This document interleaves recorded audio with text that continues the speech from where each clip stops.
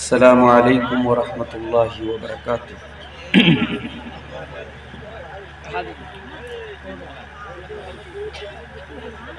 الحمد للہ نحمده ونستعینه ونستغفره ونعوذ بالله من شرور أنفسنا ومن سيئات أعمالنا من يهده الله فلا مضل له ومن يضلل فلا هادي له وأشهد أن لا إله إلا الله وحده لا شريك له وأشهد أن محمدًا عبده ورسوله يا أيها الذين آمنوا اتقوا الله حق تقاته ولا تموتن إلا وأنتم مسلمون يا أيها الناس اتقوا ربكم الذي خلقكم من نفس واحدة وخلق منها زوجها وبث منهما رجالا كثيرا ونساء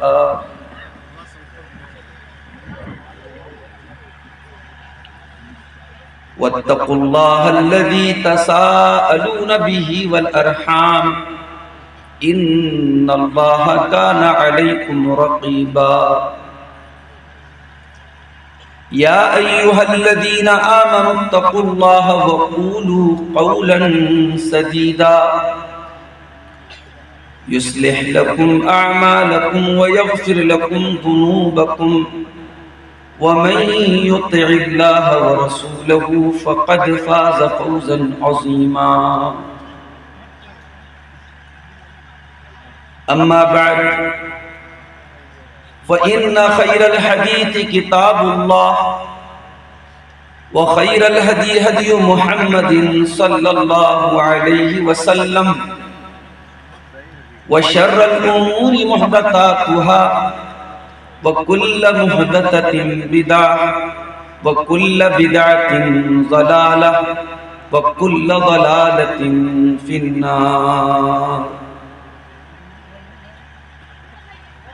اعوذ باللہ من الشیطان الرجیم بسم اللہ الرحمن الرحیم ومن آیاتہ ان خلق لکم من انفسکم ازواجا لتسکنوا الیہا وجعل بینکم مودۃ ورحمہ ان فی ذلک لآیات لقوم یتفکرون۔ صدر اجلاس فضیلت الشیخ خورشید مدنی حفظہ اللہ سلفی شیخ خورشید سلفی حفظہ اللہ، اسٹیج کے اوپر جلوہ فروز نیپال اور ہندوستان کے معزز علماء کرام، آج کے اس پروگرام میں مجھے جو عنوان ملا ہے شادی بیاہ کے غیر اسلامی رسم و رواج کے تعلق سے مجھے کچھ گفتگو کرنے کا حکم ملا ہے۔ اس سے پہلے کہ میں اپنے اصل ٹاپک پر بات کروں، میں چاہتا ہوں کہ چونکہ شادی کے تعلق سے بولنا ہے تو اس دنیا کے ایک حسین جوڑے جناب محمد رسول اللہ صلی اللہ علیہ وسلم اور ام المومنین حضرت عائشہ صدیقہ کا جوڑا، یہ دنیا کا حسین ترین جوڑا ہے۔ حضرت عائشہ کی منقبت میں ایک نظم ہے، اس کے چند اشعار آپ سماعت فرما لیں، اس کے بعد ہم بات کو آگے بڑھائیں۔ تو ہے خاتون جنت کی ماں عائشہ، تو ہے خاتون جنت کی ماں عائشہ، کوئی دنیا میں تجھ سا کہاں عائشہ۔ تو ہے خاتون جنت کی ماں عائشہ، کوئی تجھ سا کہاں ہے، تو کوئی دنیا میں تجھ سا کہاں عائشہ۔ تیری پاکیزگی اور تقدیس کا، تیری پاکیزگی اور تقدیس کا ہے گواہ خالق دو جہاں عائشہ، ہے گواہ خالق دو جہاں عائشہ۔ تیرے حجرے کی عزت کا کیا ذکر ہو، ذرا تصور کرو میرے بھائی، اما عائشہ کا حجرہ وہ حجرہ ہے جس میں قرآن اترتا تھا۔ تیرے حجرے کی عزت کا کیا ذکر ہو،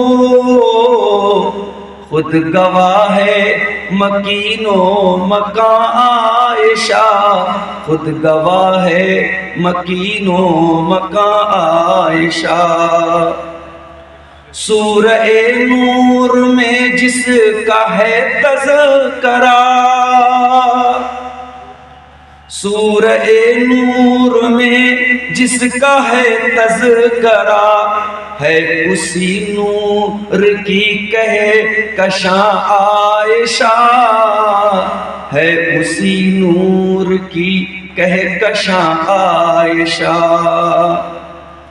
کتنا آقا و صدیق میں پیار ہے، کتنا آقا و صدیق میں پیار ہے اسی پیار کی داستاں عائشہ، ہے اسی پیار کی داستاں عائشہ۔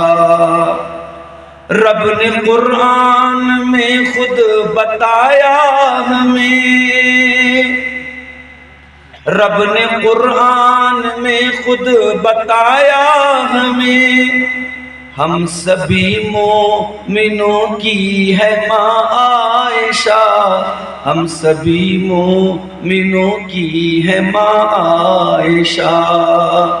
تو ہے خاتون جنت کی ماں عائشہ، کوئی دنیا میں تجھ سا کہاں عائشہ۔ مائک تھوڑا سا جو ہے نیچا پڑ رہا ہے، کوئی اور چیز ہے اس کو پوچھا؟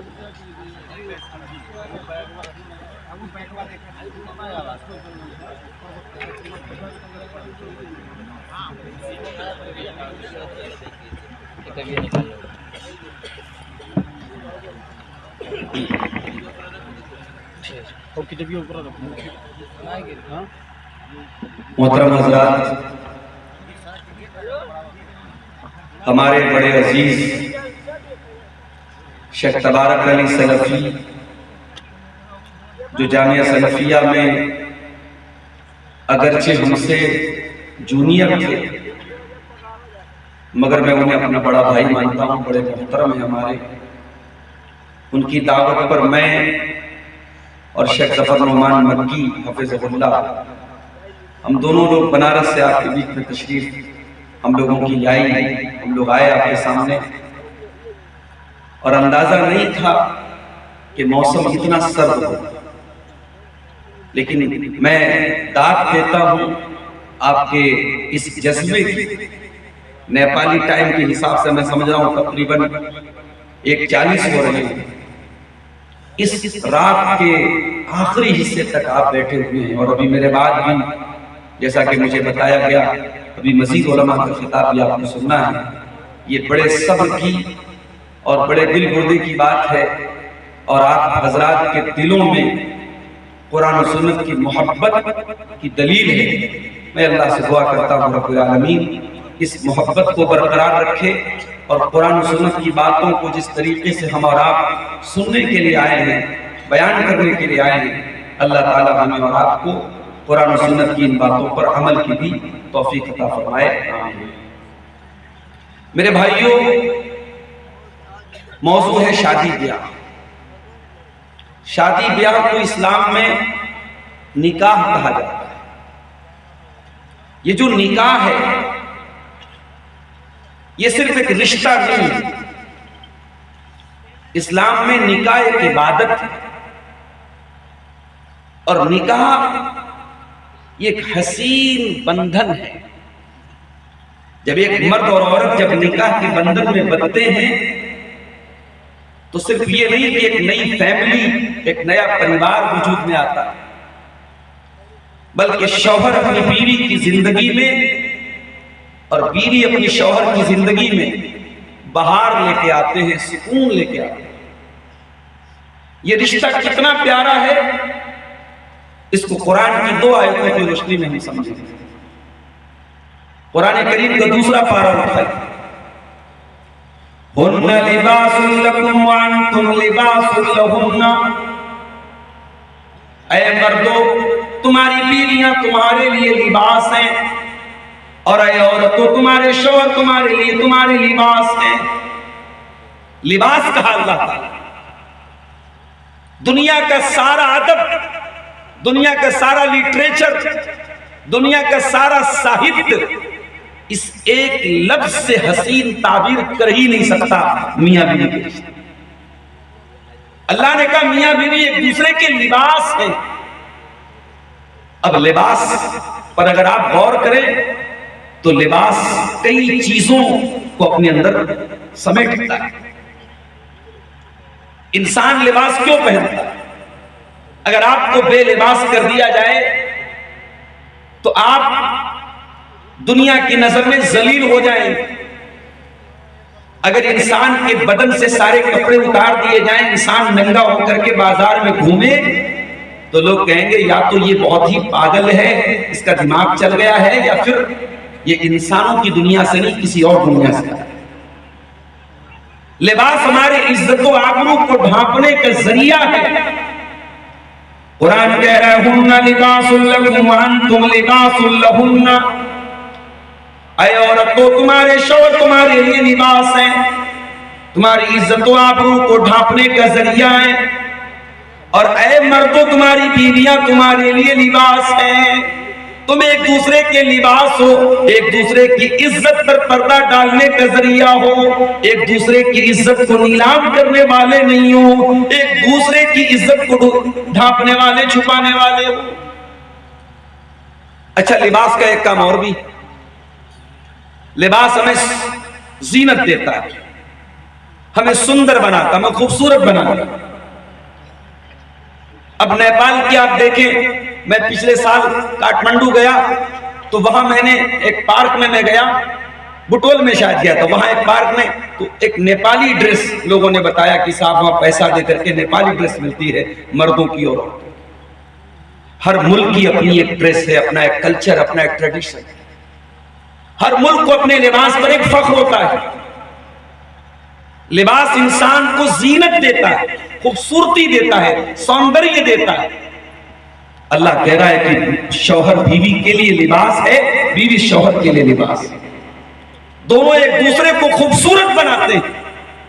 ایک شادی شدہ انسان کی زندگی سے بیوی کو نکال دیا جائے، ایک شوہر کی زندگی سے بیوی کو نکال دیا جائے، بیوی کی زندگی سے شوہر کو نکال دیا جائے، ان کی زندگی کا رنگ نکل جائے گا، ان کی زندگی بلیک اینڈ وائٹ ہو جائے گی۔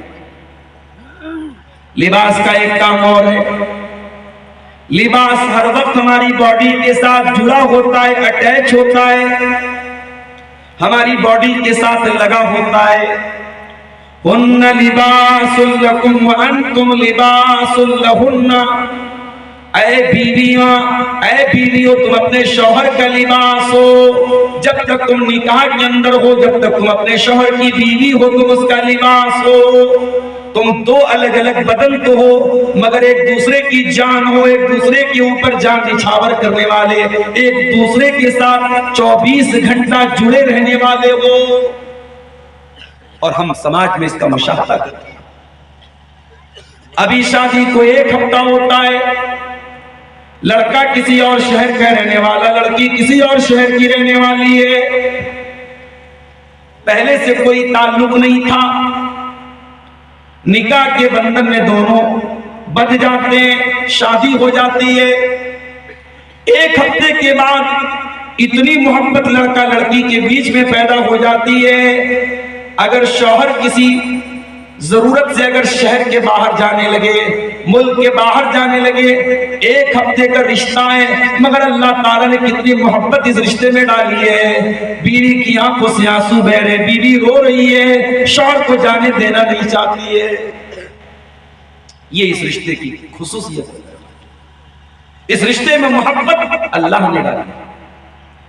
اسی لیے اللہ تعالیٰ قرآن کریم میں سورہ روم کی آیت نمبر 21 میں فرماتا ہے وَمِنْ آيَاتِهِ أَنْ خَلَقَ لَكُم مِّنْ أَنفُسِكُمْ أَزْوَاجًا لِتَسْكُنُوا إِلَيْهَا.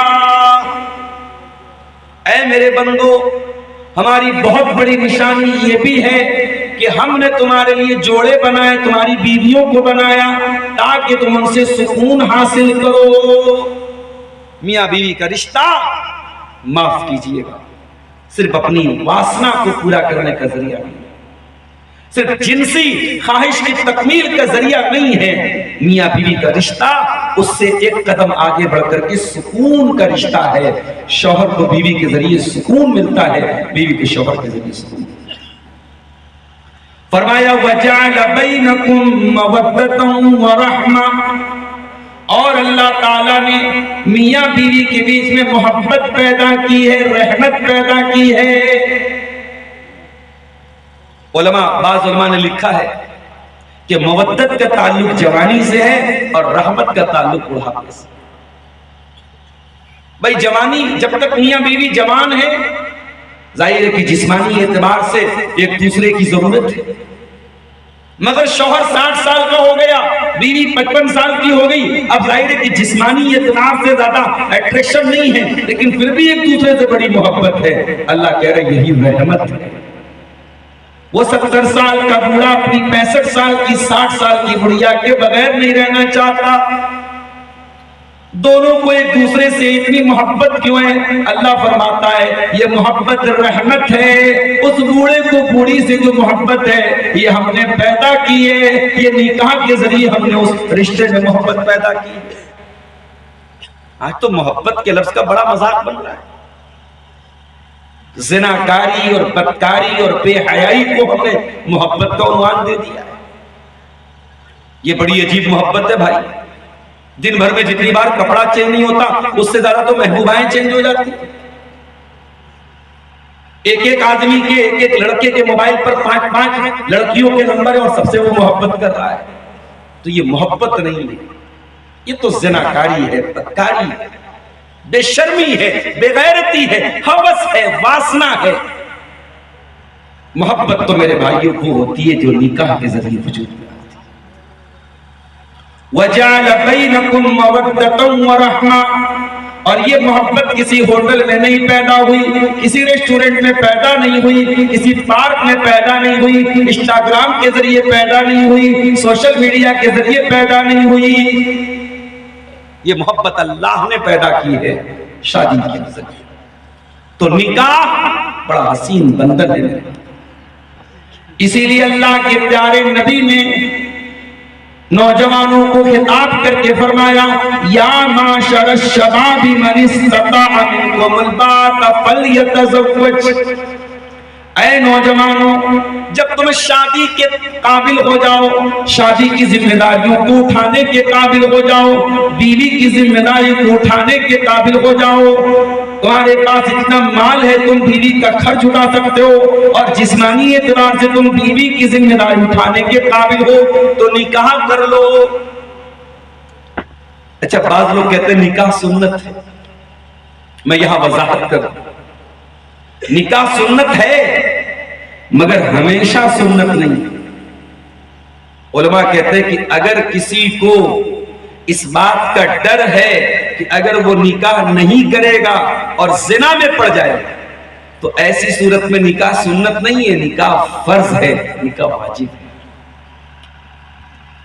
اللہ کے نبی حکم دے رہے ہیں فَلْيَتَزَوَّجْ، اگر تم میں سے کوئی شادی کی طاقت رکھتا ہے تو جلدی سے نکاح کر لے، شادی کر لے۔ اس سے دو فائدے ہوں گے، فَإِنَّهُ أَغَضُّ لِلْبَصَرِ وَأَحْسَنُ لِلْفَرْجِ۔ پہلا فائدہ یہ ہوگا کہ آنکھیں جھک جائیں گی، نظروں کا جو غلط استعمال ہو رہا ہے، جو نظر بازی ہو رہی ہے، میلوں ٹھیلوں میں بھی ہو رہی ہے، بازاروں میں بھی ہو رہی ہے، مارکیٹوں میں بھی ہو رہی ہے، یہاں تک کہ جلسوں کے پروگراموں میں بھی نظر کا غلط استعمال ہو رہا ہے۔ نظر کا غلط استعمال آج دینی پروگراموں اور اجتماعات اور جلسوں میں بھی ہو رہا ہے۔ نکاح ایک بہت بڑا راستہ ہے اپنی نگاہوں کی حفاظت۔ وَأَحْسَنُ لِلْفَرْجِ، اور زناکاری سے اپنے آپ کو بچانے کا، اپنی شرمگاہ کو محفوظ کرنے کا بہت بڑا راستہ یہ نکاح ہے۔ نکاح کر لیجئے، یہ دو بڑی مصیبتوں سے آپ بچیں گے، نظر کا غلط استعمال اور شرمگاہ کا غلط استعمال، ان سے انسان کی حفاظت ہوگی اللہ کے نبی کا۔ اتنا ہی نہیں، اللہ کے پیارے نبی ایک دوسری حدیث میں فرماتے ہیں، الترغیب و ترہیب کی صحیح روایت ہے، اذا تزوج العبد فقد استکمل نصف الدین، جب کوئی بندہ نکاح کر لیتا ہے، شادی کر لیتا ہے تو آدھے دین پر سمجھو اس نے عمل کر لیا، آدھے دین کو اس نے حاصل کر لیا۔ فَلْيَتَّقِ اللَّهَ فِي النِّصْفِ الْبَاقِي، تو باقی آدھے دین کے بارے میں وہ اللہ سے ڈرے، اللہ کا خوف پیدا کرے۔ آپ نے جب نکاح کر لیا، بہت ساری برائیوں سے آپ کا دامن بچ گیا، اب آپ کے اوپر بیوی کی ذمہ داری آ گئی، کچھ دن کے بعد بچوں کی ذمہ داری آ گئی، اب یہ ذمہ داری آپ کو بہت سارے غلط کاموں سے بچائے گی۔ اس لیے اللہ کے نبی نے فرمایا جب بندہ نکاح کرتا ہے اس نے سمجھو آدھے دین پر عمل کر لیا، آدھے دین کو اس نے پایا۔ میرے عزیزو، یہ ہے اسلام میں نکاح ہے۔ اسی لیے اللہ تعالیٰ قرآن کریم میں اپنے نبیوں کا تذکرہ کرتے ہوئے فرماتا ہے وَجَعَلْنَا لَهُمْ أَزْوَاجًا وَذُرِّيَّةً، ہم نے جتنے نبیوں کو دنیا میں بھیجا وہ کمارے رہنے والے نہیں تھے، وہ بغیر شادی کے رہنے والے نہیں تھے، ہم نے ان کی بیویوں کو بنایا، ان کی اولاد کو بنایا۔ اللہ کے بندوں میں سب سے اونچا اگر مقام کسی کا ہے اللہ کے نبیوں کا ہے، اللہ کے رسولوں کا ہے۔ اللہ کہہ رہا ہے کہ ہم نے اپنے نبیوں کو بھی بال بچے دار بنایا ہے، ان کو بھی شادی کرنے کا حکم دیا ہے، ان کی بھی بیویاں تھیں، ان کے بھی بچے تھے۔ اللہ کے ایک پیغمبر تھے، ان کا نام تھا زکریا علیہ السلام۔ زکریا علیہ السلام کی بیوی کے اندر کچھ کمی تھی، اتنے بڑے پیغمبر ہیں لیکن بیوی کے اخلاق میں، اس کے مزاج میں کسی بات کی کمی تھی۔ اللہ قرآن میں کہتا ہے وَأَصْلَحْنَا لَهُ زَوْجًا، ہم نے زکریا کے اوپر بہت احسانات کیے اور اس میں سے ایک احسان یہ بھی تھا کہ ہم نے ان کی بیوی کو ٹھیک کر دیا۔ انسان کو نیک بیوی کا مل جانا، دیندار بیوی کا مل جانا، ایک ایسی بیوی کا مل جانا جس سے مزاج ٹیلی کرے، جس سے مزاج میل کھاتا ہو، جس کی پسند ناپسند شوہر سے میل کھاتی ہو، یہ بھی اللہ کی بہت بڑی نعمت ہے۔ اللہ کہہ رہا ہے کہ ہم نے زکریا کی بیوی کو ٹھیک کر دیا۔ اس لیے اگر کسی کی بیوی کے اندر کوئی کمی بھی ہے کوشش کرے اس کی اصلاح کی، اور ساتھ میں اللہ سے دعا بھی کرے، اس لیے کہ اللہ تعالیٰ انسان کے اخلاق اور مزاج کو تبدیل کرنے پر قادر ہے۔ اللہ اپنے پیغمبر کی بیوی کو ٹھیک کر، تو نبیوں کو بھی اللہ نے بال بچے دار بنا۔ اسی لیے میرے پیارے ساتھیوں، اللہ کے پیارے نبی نے نکاح کیا، اور آپ نے ایک نہیں، ایک وقت میں آپ کی 9 بیویاں تھیں، جو اللہ تعالیٰ کے طرف سے آپ کو ایک خصوصیت دی گئی تھی۔ امت کے لوگوں کو ایک وقت میں میکسیمم زیادہ سے زیادہ 4 نکاح کی اجازت دی گئی، مگر اللہ کے پیارے نبی کے نکاح میں بیک وقت 9 بیویاں تھیں۔ اور یہ بھی میں سمجھتا ہوں علماء نے اس کے بارے میں لکھا ہے کہ اللہ کے نبی کی جو یہ 9 بیویاں تھیں، اس میں بھی اللہ تعالیٰ کی طرف سے ایک بہت بڑی حکمت تھی۔ یہ 9 بیویاں ایک خاندان کے نہیں تھی، اس میں کوئی یہودی سردار کی بیٹی صفیہ بھی ہے،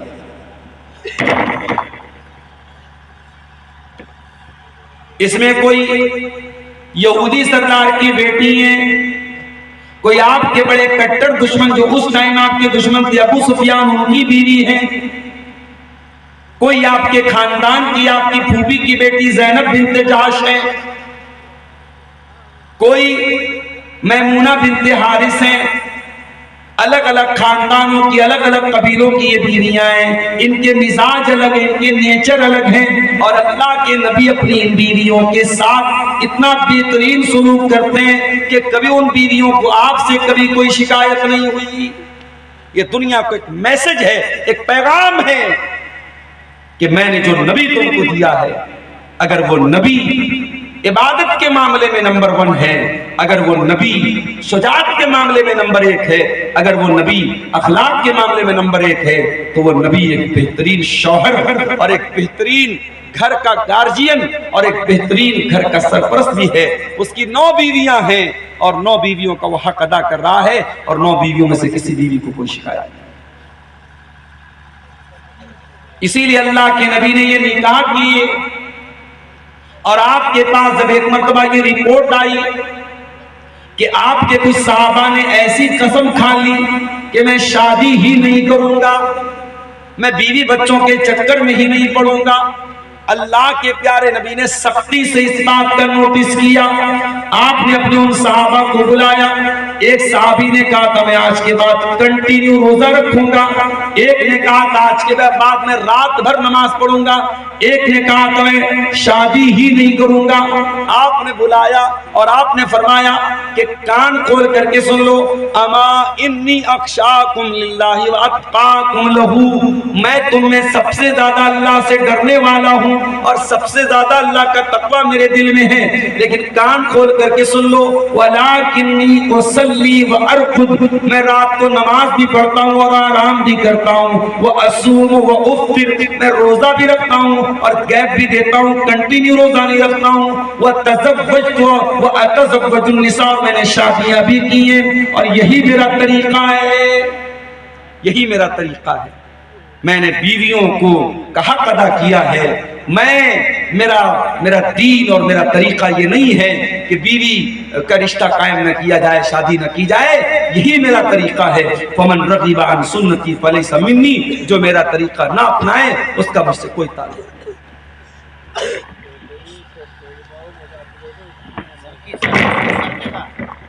نیچے کرو،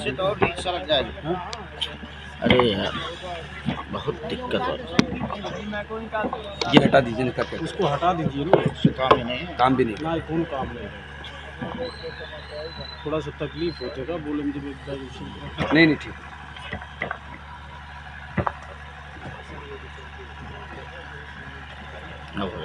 تو میرے بھائیوں آپ یہ دیکھیے کہ اللہ کے نبی صلی اللہ علیہ وسلم نے نکاح کیا، اور آپ کی بیویاں ہیں، اور یہ بیویاں دنیا کی اور بیویوں کی طرح ظاہر ہے عورتیں ہیں، اور عورت کے ساتھ جو عورت کا اپنا ایک مخصوص مزاج ہوتا ہے، ایک نزاکت ہوتی ہے، وہ ظاہر ہے کہ اللہ کے نبی کی بیویوں کے اندر ایک سوتن دوسری سوتن کے ساتھ جو رقابت رکھتی ہے وہ نبی کی بیویوں کے اندر بھی تھی، لیکن اللہ کے پیارے نبی کتنے صبر و تحمل کے ساتھ اپنی بیویوں کے مزاج کو برداشت کرتے تھے۔ ذرا آپ حدیث کی کتابوں کو اٹھا کے دیکھیں، ایک بیوی کے پاس آپ بیٹھے، دوسری بیوی کے یہاں سے پلیٹ میں یا پیالے میں کوئی حلوہ یا میٹھی کھانے کی چیز آتی ہے، جس بیوی کے پاس آپ بیٹھے انہوں نے غصے میں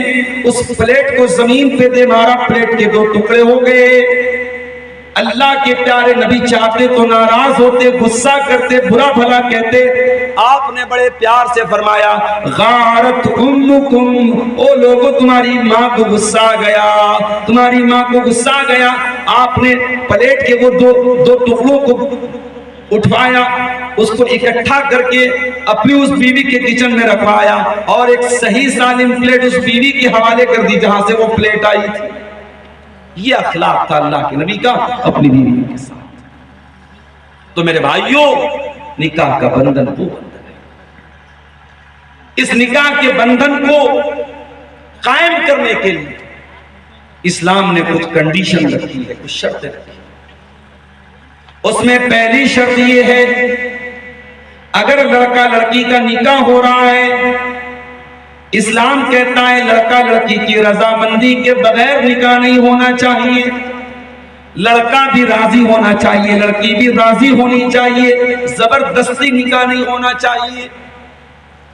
لا یحل لکم ان ترثوا النساء کرہا, اے ایمان والو تم کسی عورت کے زبردستی وارث بن جاؤ, اسلام اس بات کی اجازت نہیں دیتا. اگر تمہارے نکاح میں کوئی عورت آ رہی ہے تو زبردستی نہ ہو, رضامندی کے ساتھ یہ رشتہ. اسی لیے جب رشتہ طے ہو, اللہ کے پیارے نبی نے اجازت دی ہے کہ دونوں میاں لڑکا لڑکی جو ابھی شادی کے رشتے میں نہیں بندھے, دونوں ایک دوسرے کو دیکھ لیں, دیکھنے کی اجازت دی ہے. ہمارے یہاں کہیں کی بڑی سختی ہے صاحب, ارے ابھی تو شادی نہیں ہوئی, ابھی کیسے دیکھ سکتے ہیں؟ شادی رشتہ طے کون کرتا ہے؟ لڑکی کے گھر والے کرتے ہیں, لڑکا کے گھر والے. لڑکی کو ایک نظر لڑکے کا فوٹو دکھا دیا جاتا ہے, لڑکے کو ایک نظر لڑکی کا فوٹو دکھا دیا. اور آج تو ماشاءاللہ فوٹو تو ایسے ایسے آ رہے ہیں, گورے کو کالا بنا دیجئے, کالے کو گورا بنا دیجئے, کالی آنکھوں کو بلو بنا دیجئے, کیسے فلٹر آ رہے ہیں. ہمارے نوجوان جو ماشاءاللہ سیلفی لینے میں بہت آگے ہو تو جانتے ہی ہوں گے, اسنیپ چیٹ سے کیسے کیسے فوٹو لیے جا رہے ہیں, انسٹاگرام کے ذریعے کیسے کیسے فوٹو لیے جا رہے ہیں. تو فوٹو کا تو آج کے زمانے میں کوئی اعتبار ہی نہیں ہے. اور پھر ماشاءاللہ میک اپ بھی ایسا ایسا آیا ہے. ایک لطیفہ کہیں میں نے پڑھا کہ ایک عورت اپنے بچے کو لے کے بیوٹی پارلر گئی اور بچے کو باہر بٹھا دیا کہ میں آ رہی ہوں اندر سے میک اپ کر کے. اور جب اندر سے وہ میک اپ کر کے آئی تو بچے سے کہہ رہی چل بیٹا, تو کہہ رہا آنٹی آپ کون؟ بچہ پہچان نہیں پا رہا. تو میک اپ اور فوٹو کی اس دنیا میں کتنا آسان ہے دھوکہ دے دینا. لیکن آپ غور کریں, اللہ کے نبی نے اجازت دی. آپ نے فرمایا اذا خطب احدکم الی امرأۃ فلینظر الیہا, جب تم میں سے کوئی کسی عورت کو نکاح کا پیغام دے تو اس کو دیکھ لے ایک نظر.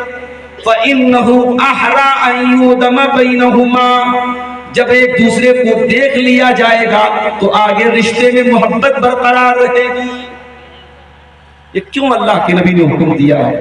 تاکہ زور زبردستی نہ ہو اور آپس کی رضامندی سے یہ رشتہ وجود ہو. ایک صحابی ہیں, ان کا نام ہے مغیرہ بن شعبہ. انہوں نے ایک عورت کو نکاح کا پیغام بھیجا. جب اللہ کے پیارے نبی کے پاس آ کر کے انہوں نے ذکر کیا کہ اللہ کے رسول میں نے فلاں عورت کو نکاح کا پیغام بھیجا ہے, آپ نے فرمایا انظرت الیہا, کیا تم نے اپنی منگیتر کو دیکھا, اپنی ہونے والی بیوی کو دیکھا؟ کہا دیکھا تو نہیں ہے اللہ. آپ نے فرمایا فانظر الیہا, جاؤ اس عورت کو دیکھ لو. فإنہ اجدر ان یودم بینکما, دیکھ لو گے تو رشتہ زیادہ لمبا چلے گا, برقرار رہے گا. اب مغیرہ بن شعبہ لڑکی کے گھر پہنچے, لڑکی کے ماں باپ سے ملے اور کہا کہ میں اپنی ہونے والی بیوی کو ایک نظر دیکھنا چاہتا ہوں, اللہ کے پیارے نبی صلی اللہ علیہ وسلم نے مجھ کو اجازت دی ہے. لڑکی کے ماں باپ کو بڑا برا لگا, لڑکی کے ماں باپ کو بڑا برا لگا کہ ہماری بیٹی کو دیکھنے کی بات کر رہا ہے. اپنا ہونے والا داماد ہماری بیٹی کو دیکھے, یہ اس دور کے لوگوں کو گوارا نہیں ہے. میرے بھائیوں معاف کرنا, آج مسلمان کے گھروں کی جوان بیٹیاں ہیں, گاؤں کے لڑکے, محلے کے لڑکے, سماج کے لڑکے جو آپ کی بیٹی کے لیے غیر محرم ہیں, دھڑلے سے گھر میں آتے ہیں. جوان بیٹی ان کو چائے ناشتہ دے رہی ہے, جوان بیٹی ان کے سامنے آتی ہے جاتی ہے, کوئی پردہ نہیں کرتی ہے. اور ہماری غیرت پر کوئی فرق نہیں آتا, ہماری شرم و حیا پر کوئی فرق نہیں آتا. کتنا فرق ہو گیا آج کی سوسائٹی اور اس کی سوسائٹی۔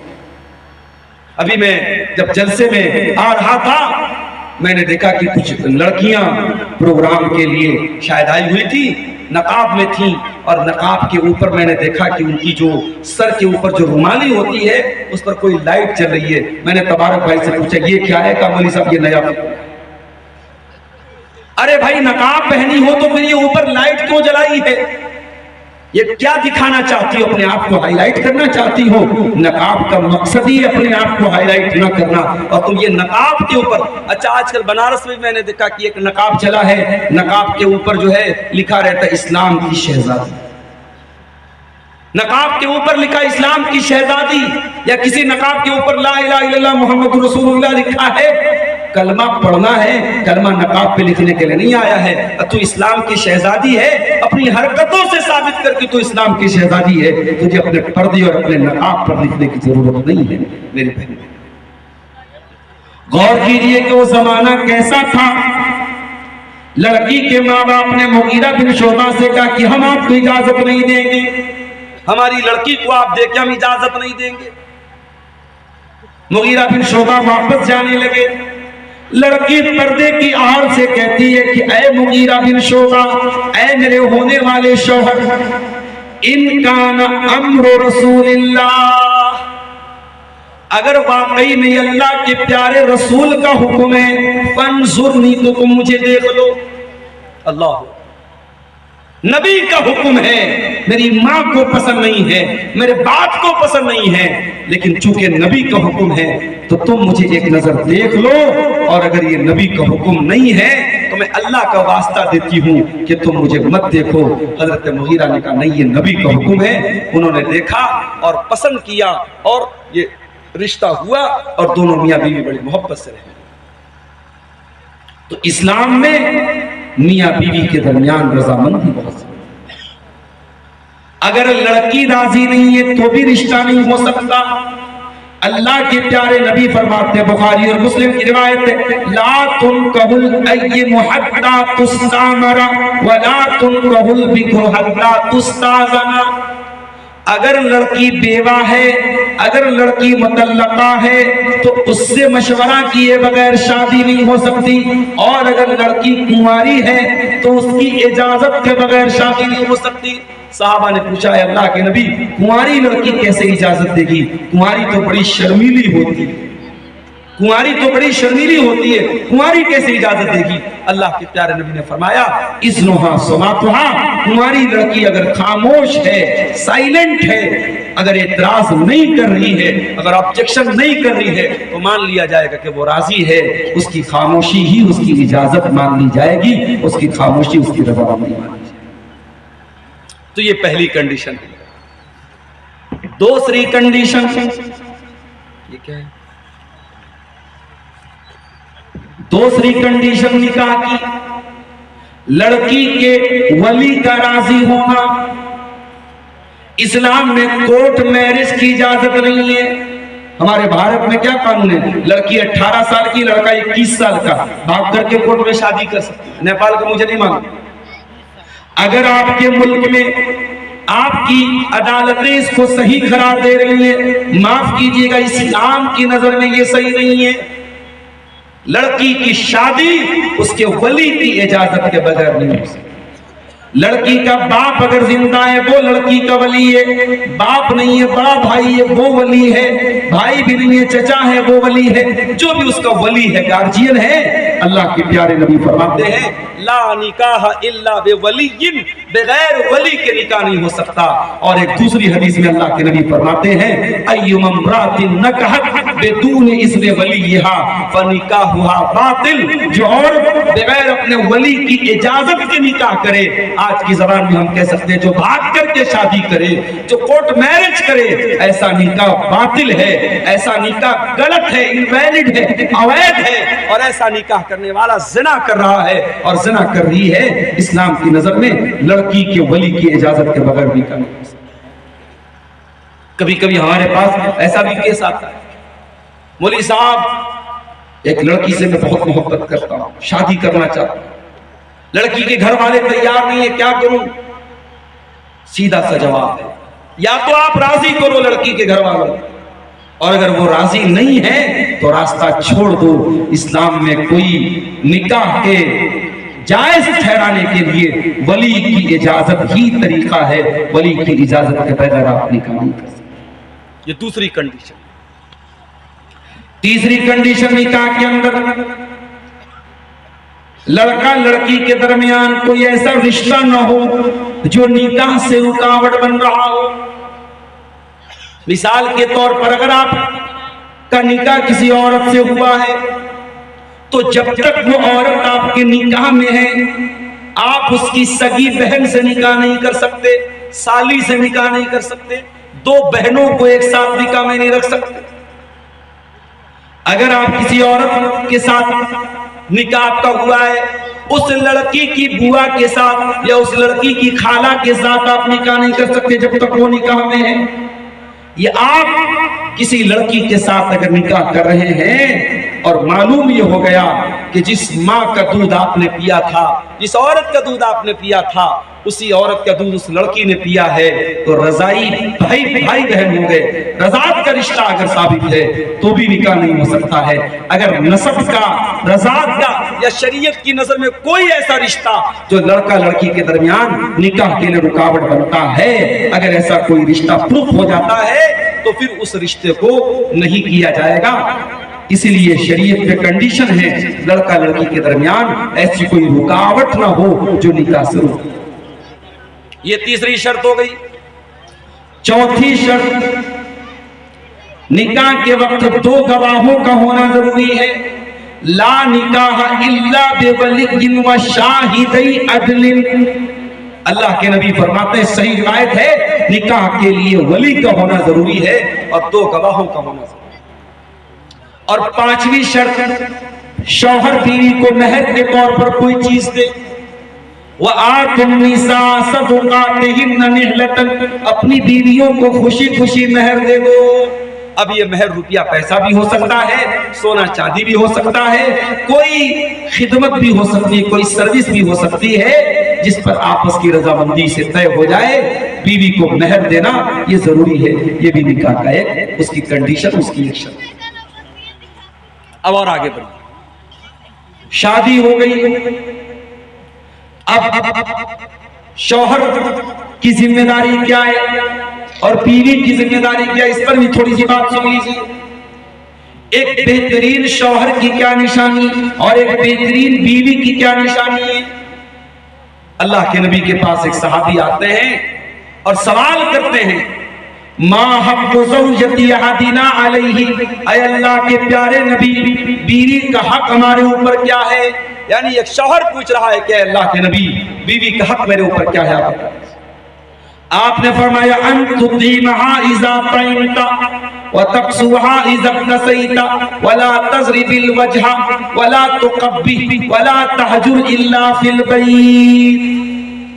آپ نے کہا بہترین شوہر کی نشانی یہ ہے کہ جو کھائے بیوی کو کھلائے، جس معیار کا خود کپڑا پہنے بیوی کو پہنائے، کبھی بیوی کے چہرے پر ہاتھ نہ اٹھائے، کبھی گالی گلوچ نہ کرے، برا بھلا نہ کہے، اور کبھی بیوی کو اگر جھگڑا ہو جائے اور بیوی سے اگر ناراضگی ظاہر کرے تو گھر کے اندر کرے، گھر کے باہر نہ نکالے۔ یہ ایک بہترین شوہر کی نشانی۔ اور اللہ کے پیارے نبی محمد رسول اللہ صلی اللہ علیہ وسلم ایک بہترین شوہر تھے۔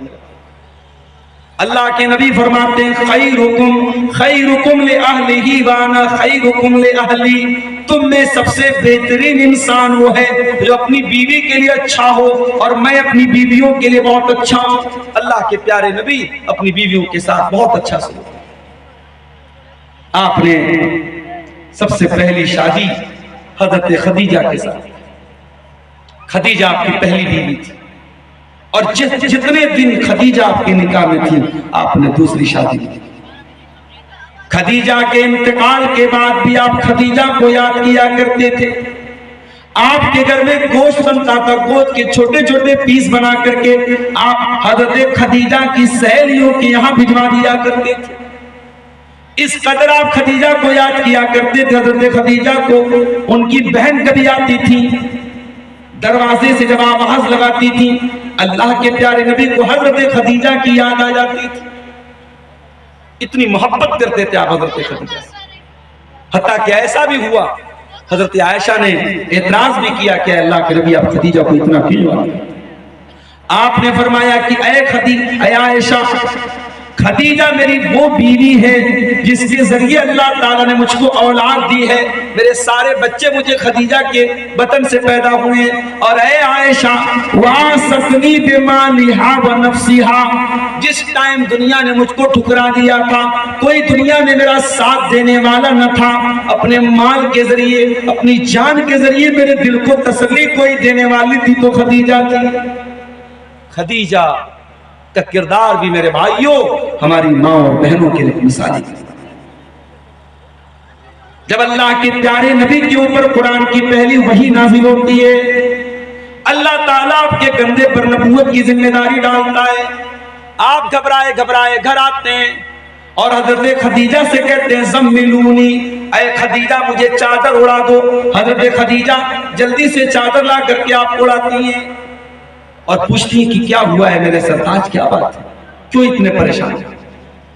اللہ کے نبی بتاتے ہیں کہ اے خدیجہ ایسا ایسا مسئلہ میرے ساتھ، اللہ کا فرشتہ میرے پاس آیا ہے، اس نے قرآن کی وحی میرے اوپر نازل کی ہے اور اللہ تعالیٰ نے مجھے اپنا نبی بنایا. اے خدیجہ اتنی بڑی ذمہ داری اللہ تعالیٰ نے میرے کندھے پر ڈالی ہے. انی خشیت علی نفسی، مجھے اس بات کا ڈر ہے کہیں میری جان نہ چلی جائے. او میری پیاری ماں اور بہنوں، ذرا تصور کرو، ذرا غور کرو، ایک بیوی کا کردار کیا ہو سکتا ہے. حضرت خدیجہ نے نبھایا ہے اس کو. شوہر ٹینشن میں ہے، شوہر دکھ میں ہے، شوہر تکلیف میں ہے. حضرت خدیجہ کہتی ہیں اے میرے سرتاج، کلا واللہ ما یخزیک اللہ ابدا، اے میرے سرتاج اللہ تعالیٰ کبھی آپ کو رسوا نہ کرے گا. انک لتصل الرحم وتقسم المعدوم وتقری الضیف وتعین علی نوائب الحق. اے میرے سرتاج آپ رشتہ داروں کے ساتھ رشتہ جوڑتے ہیں، آپ مہمانوں کی مہمان نوازی کرتے ہیں، آپ یتیموں کے ماوا ہیں، غریبوں کے ملجا ہیں، بے سہاروں کے سہارا ہیں. اللہ تعالیٰ کبھی آپ کو رسوا نہیں کرے. تو حضرت خدیجہ وہ بیوی تھی جن کو اللہ کے نبی ان کے مرنے کے بعد دیا. حضرت عائشہ سے آپ بہت محبت کرتے تھے. آپ سے پوچھا گیا کہ اللہ کے نبی آپ سب سے زیادہ کس سے محبت کرتے ہیں؟ آپ نے کہا عائشہ سے. یعنی بیوی سے محبت بھی کرتے ہیں اور بیوی سے محبت کو ظاہر کرنے میں آپ شرماتے نہیں ہیں، آپ صاف کہہ دیتے میں عائشہ سے محبت. ایک مرتبہ اپنے حضرت عائشہ سے کہا کہ اے عائشہ میں سمجھ جاتا ہوں تم کب مجھ سے غصہ ہوتی ہو اور تم کب مجھ سے راضی ہوتی ہو.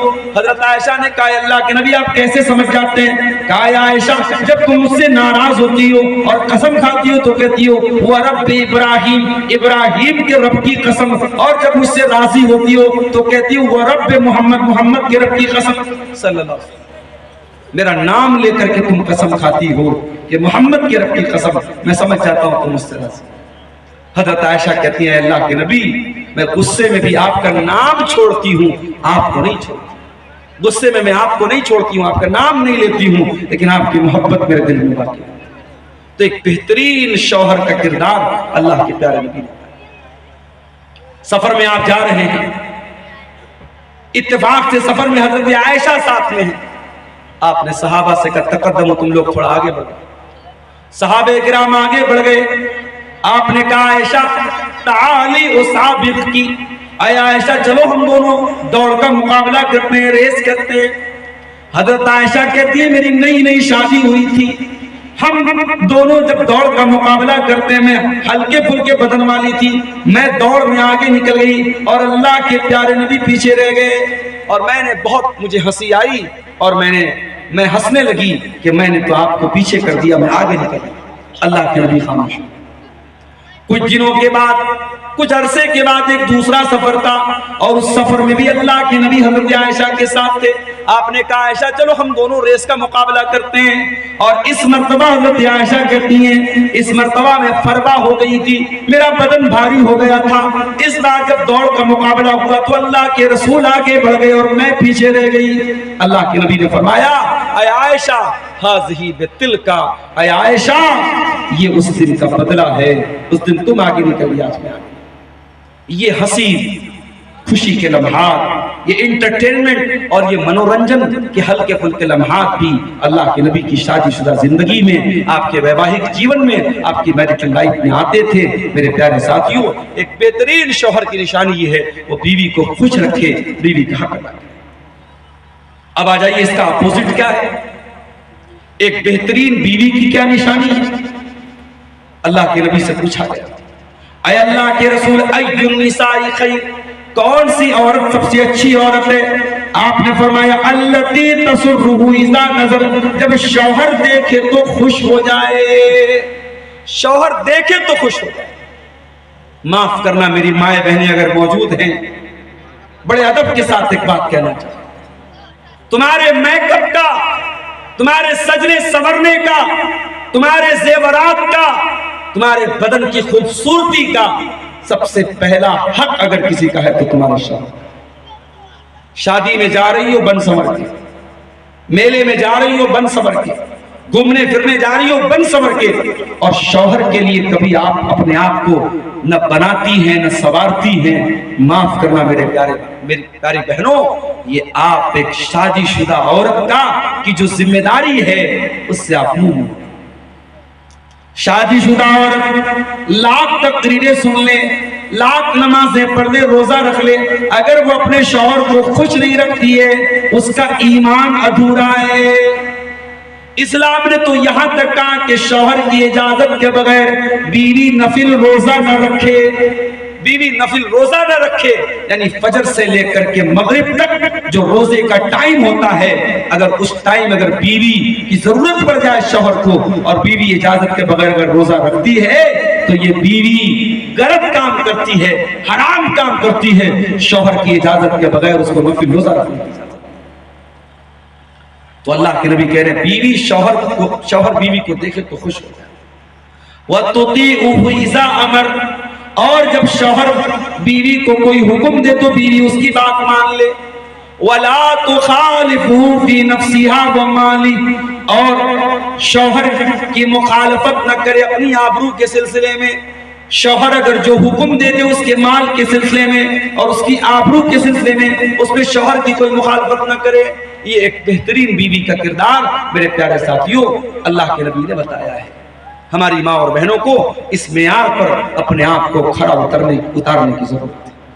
मेरे भाइयों, शादी ब्याह में आज बहुत सारी गैर इस्लामी रस्म रिवाज आ चुके। शादी होती है, रिश्ता तय होता है, उसको हमारे यहाँ मंगनी की रस्म बोलते हैं, और मंगनी की इस रस्म पर बड़े बड़े फंक्शन हो रहे हैं, बड़े बड़े दावतें और खाने हो रहे हैं। और हम सब जानते हैं कि जब इस तरीके की दावत समाज में आम होती है तो फिर वो एक स्टेटस बन जाता है, एक स्टेटस बन जाता है। हम ये तो नहीं कह सकते कि मंगनी की दावत हराम और नाजायज है, लेकिन सवाल ये पैदा होता है कि आप मंगनी की रस्म के नाम पर ये लंबे चौड़े दावत का एहतमाम और लड़की वालों की तरफ से लड़के के लिए सोने का कोई सामान देना या लड़के की तरफ से लड़की के लिए सोने का कोई सामान देना, इस तरीके की रस्म और रिवाज ने कि आज निकाह के इस बंधन को मुश्किल नहीं बनाया है। आज निकाह को मुश्किल बनाने में इन चीजों का बहुत बड़ा किरदार है।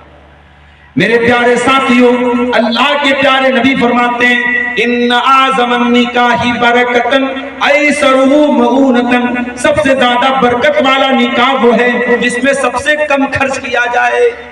नबी ने 4 बेटियों की शादी की। ज़ैनब की शादी अबुलास से होती है, रुकैया और उम्मे कुलसूम की शादी हजरत उस्मान गनी से होती है, हजरत फातिमा की शादी हजरत अली से होती है। क्या नबी ने कभी मंगनी की, कभी इंगेजमेंट रिंग पहनाई गई?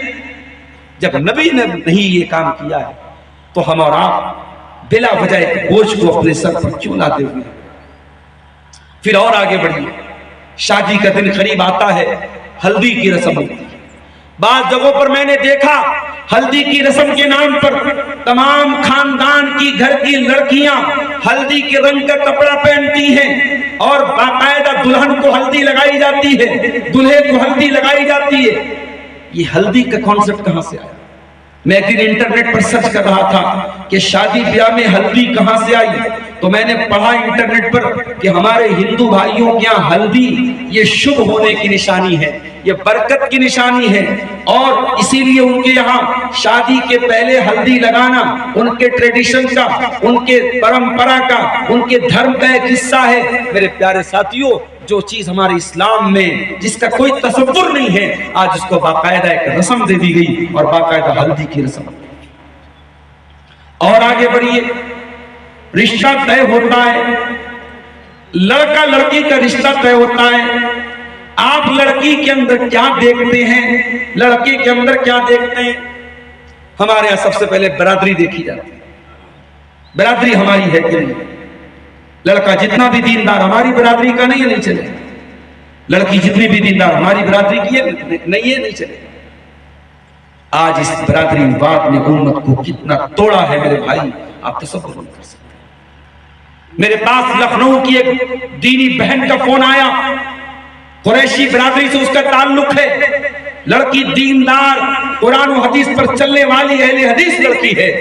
اس نے اپنے دل کا درد پیش کیا، کہا کہ شیخ صاحب میں اہل حدیث لڑکی سے رشتہ کرنا چاہتی ہوں، قریشی برادری ہے، لیکن میرے خاندان میں، میری رشتہ داری میں کوئی ایسا لڑکا نہیں ہے جو قرآن و سنت پر چلنے والا ہو، سارا خاندان بدعتی ہے، میرے ماں باپ مجھے قبر پرست اور بدعتی کے گھر میں بھیجنا چاہتے ہیں، میرا دل رو رہا ہے، میں کیا کروں؟ مجھے حل بتائیے۔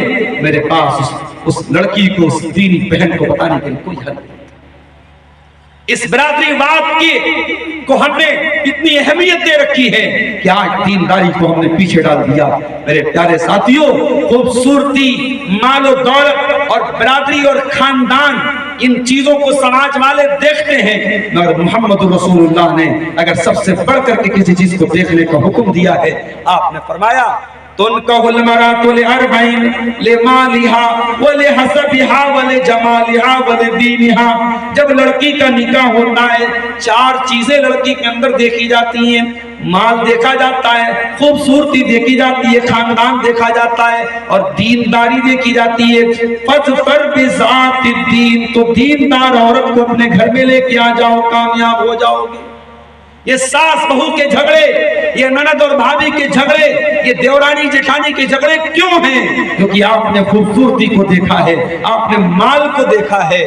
آپ شادی کر رہے ہیں، اور افسوس تو تب ہوتا ہے جب نیپال کے آپ کے اس علاقے میں اور یو پی کے سدھارتھ نگر کے علاقے میں جب ہم یہ سنتے ہیں کہ لڑکا حافظ ہے، لڑکا عالم ہے، اور اس لڑکے کا جب رشتہ طے ہوتا ہے تو لڑکے کے باپ کی طرف سے مطالبہ ہوتا ہے کہ ہم کو یہ چاہیے، ہم کو یہ چاہیے، ہم کو اتنی کیش رقم چاہیے، ہم کو بائک چاہیے، ہم کو گاڑی چاہیے۔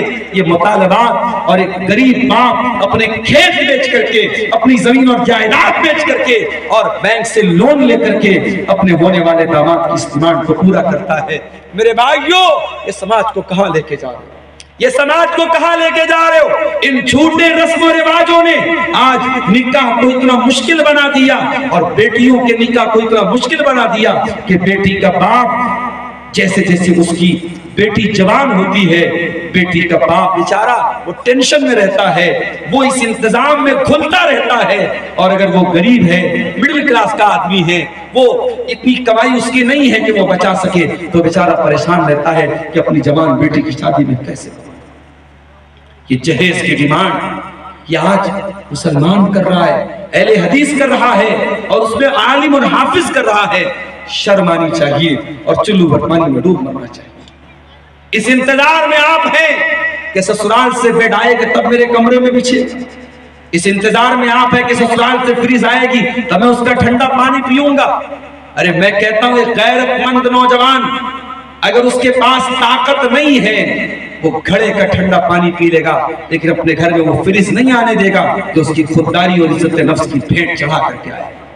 وہ معمولی چٹائی پر سو جانا گوارا کرے گا، لیکن اس بیڈ کا انتظار نہیں کرے گا جو بیڈ اس کی عزت نفس اور اس کی خودداری کو مار کر کے آئے۔ میرے نوجوان ساتھیوں، یہ جہیز کی رسم آج سماج کو کہاں لے کے جا رہی ہے، ہم تصور نہیں کر سکتے۔ کتنے واقعات ہوئے ہیں کہ اسی جہیز کی जहेज की डिमांड को पूरा करने के चक्कर में बाप का हार्ट अटैक हो गया, बाप दुनिया से चला गया। इस जहेज की डिमांड पूरी न होने की वजह से लड़कियों ने खुदकुशी कर ली।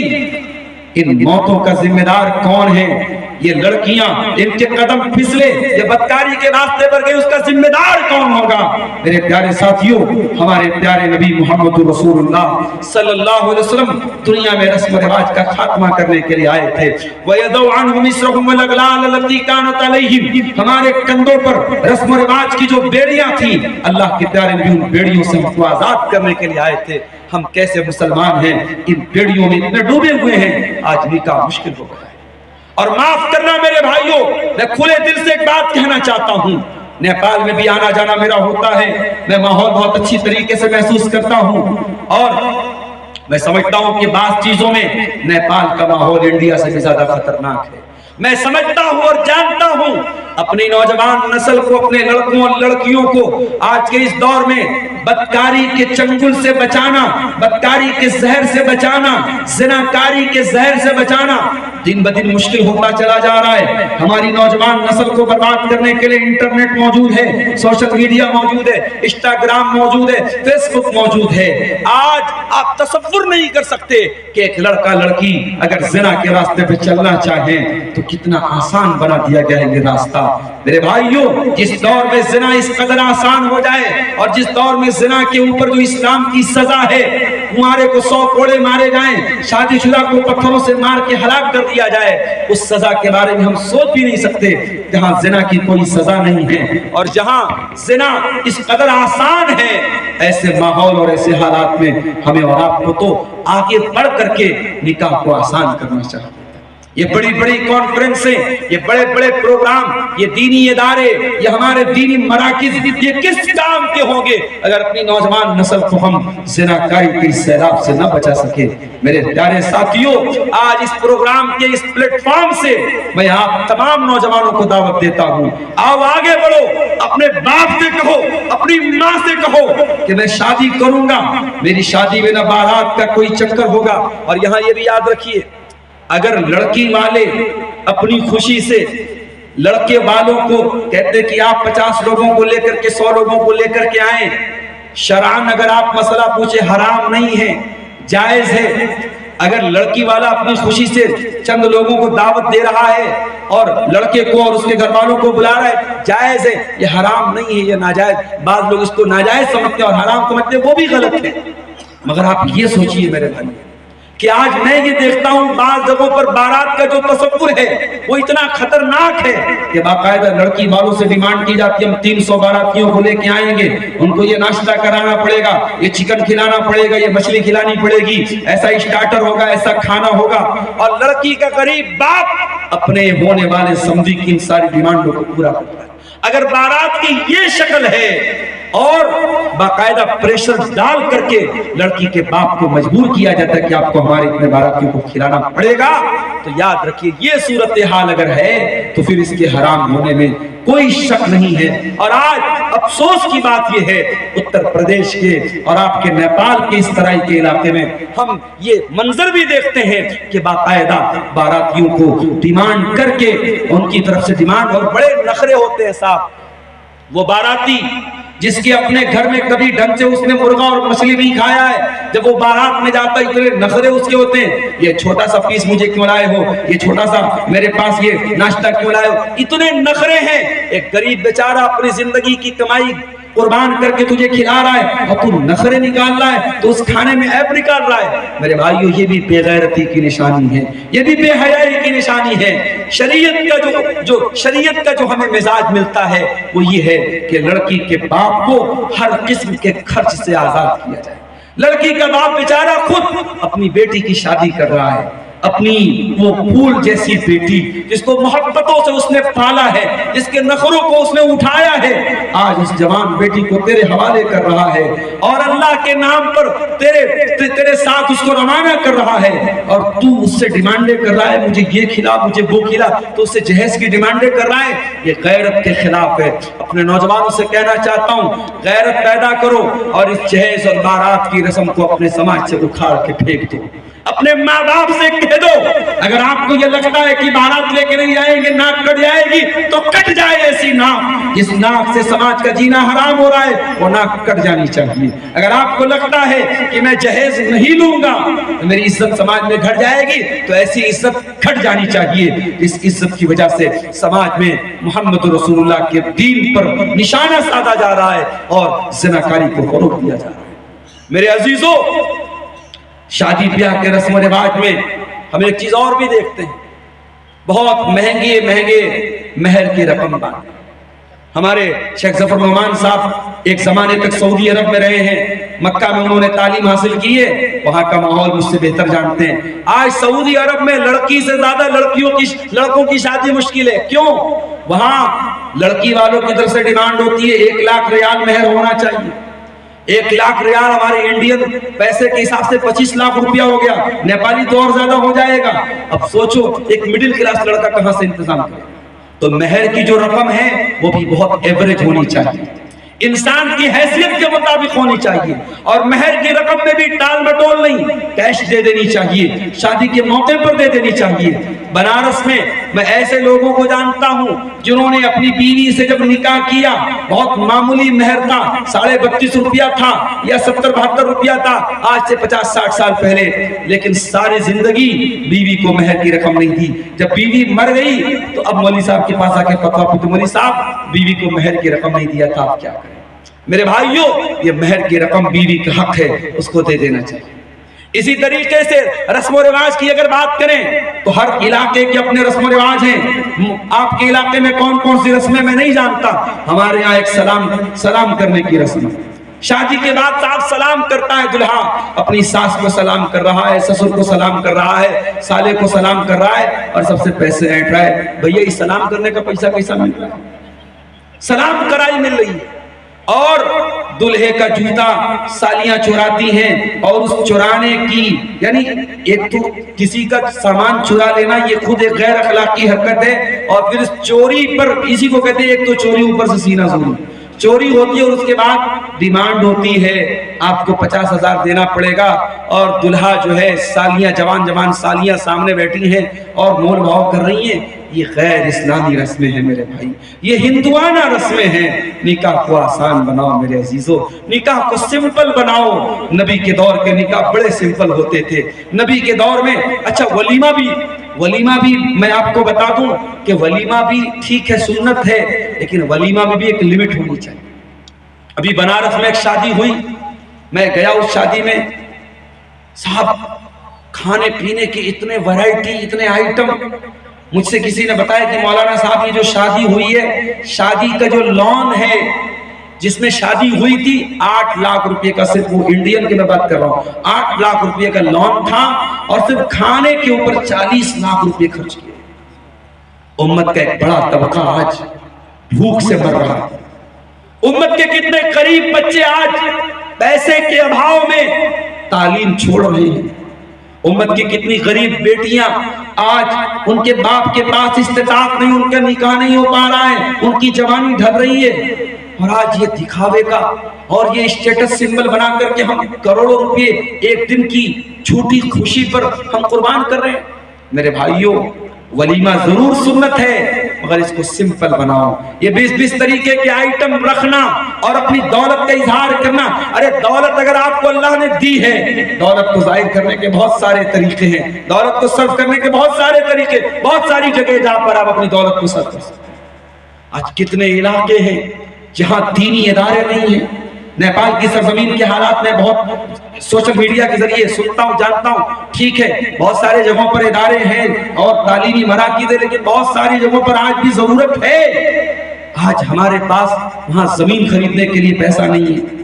میں ان کروڑ پتیوں سے جو ایک دن کی شادی پر کروڑوں خرچ کر دیتے ہیں، ان سے بڑے درد کے ساتھ گزارش کروں گا کہ میرے بھائی، اللہ نے آپ کو دولت دی ہے، اپنی بیٹی اور بیٹے کی شادی سمپل طریقے سے کر لو، سادہ طریقے سے کر لو، اور اس دولت کو کہیں اور جہاں امت کو ضرورت ہے وہاں خرچ کر دو۔